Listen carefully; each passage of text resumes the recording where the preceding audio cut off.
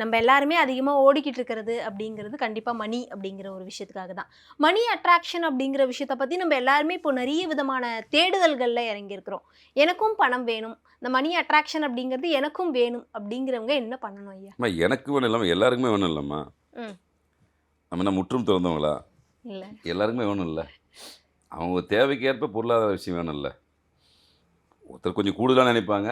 கொஞ்சம் எனக்கு கம்மி. அதிகமா வேணும்னு நினைப்பாங்க. அவ்வளோதான விஷயம். எல்லாருக்குமே தேவை உண்டுல்ல. ம்.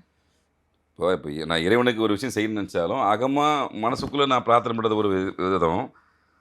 ஒரு பொருட்செலவுக்கு வாங்கி ஒரு யாகம் நடத்துறதும், பூஜை நடத்துறதுக்கும் பணம் தேவை தானே தேவை. கண்டிப்பா. தேவைப்பட்டா. இறைவன் கேட்க போறதில்ல. நான் விருப்பப்படுறேன். இறைவனுக்கு செய்யணும்னு விருப்பப்படும்போது எனக்கு பொருளாதாரம் கண்டிப்பா தேவைப்படும்ல. சும்மா செய்ய முடியாதுல்ல. யாரும் சும்மா பொருள் கொடுக்க மாட்டாங்கல்ல. இங்க இலவசன்றது எதுவுமே கிடையாதுல்ல. உங்க உழைப்புக்கேத்த ஊதியன்ற மாரி, எனக்கு பொருளாதாரம் சார்ந்த விஷயங்கள் வேணும்போது ஓடி தான் தின்னணும், உழைச்சு தான் தீரணும். அதுக்காக தான் இப்ப எல்லாருமே ஓடுறாங்க. 90% மக்கள் ஓடுறதுக்கு காரணமே பொருளாதாரம் தானே. ஒவ்வொருத்தரையும் ஒவ்வொரு துறையிலயும் மேற்பட்டு வரணும் அப்படின்றது காரணமும் பொருளாதாரம் தானே. ஆத்மார்த்தமான விஷயத்த தாண்டி, இப்ப எங்களுக்கும் தேவைப்படாதா? கண்டிப்பா பொருள் வேணும்ல. பொருள் இல்லாம எப்படி வாழ முடியும் இந்த உலகத்துல?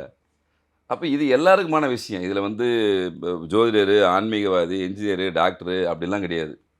அனைத்து எல்லாருமே. தரப்பு மக்களுக்குமான ஒரு தேவைன்றது பொருளாதார தேவை தான். அது 4, 5 வகையா பிரிக்கலாம் அதுல. தேவைக்கு பயன்படுத்துற ஒரு குரூப் இருக்கு. இதான் என் லிமிட்டுன்னு பயன்படுத்துற ஒரு குரூப் இருக்கு. இன்னும் கொஞ்சம் இருந்தா நல்லாயிருக்கும் அப்படி சொல்ற குரூப் இருக்கு.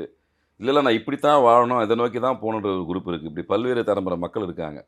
நம்ப எப்பவுமே பேசுறது வந்து அடித்தட்டு மக்களுக்காக தான். நடுத்தர மக்களுக்காக தான். ஏன்னா பிரச்சனையில அதிகமா சிக்கி தவிக்கிறவன் யாருன்னா நடுத்தர மக்கள் தான். மேலேயும் இல்லாம, கீழயும் இல்லாம, திரிசங்கத்துல நிக்கிற மாரி உண்மையிலேயே இந்த நடுத்தர மக்கள் படுற பாதிப்பு மிகப்பெரிய பாதிப்பு. அப்ப அவங்களுக்கு ஏதாவது ஒரு விஷயத்த அப்பப்போ குடுக்கணும்னு நெனைக்கிறோம். இத நம்ம ஏற்கனவே நம்ம சித்தர்கள், மகான்கள் எளிமையா சொல்லிட்டு போன விஷயத்த தான் அப்பப்போ கன்வே பண்றோம். என்ன போல நபர்களும் நெறைய இத பத்தி பேசுறாங்கன்னா என்ன காரணம்னா, ஏதாவது ஒரு மக்களுக்கு ஏதோ ஒரு தீர்வு, இத பார்க்குற அன்பர்களுக்கு எங்கேயாவது ஒரு தீர்வு கிடைக்கணும் தான் எல்லாருமே சொல்றோம். உடனே மக்கள் வந்து ஒரு ஒரு குரூப் உடனே கேள்வி கேட்கும். ஓகே. அதெல்லாம் வச்சு நீங்க என்னடா பண்ணிட்டீங்க? அப்படின்னு சொல்லி கேள்வி கேட்கும்.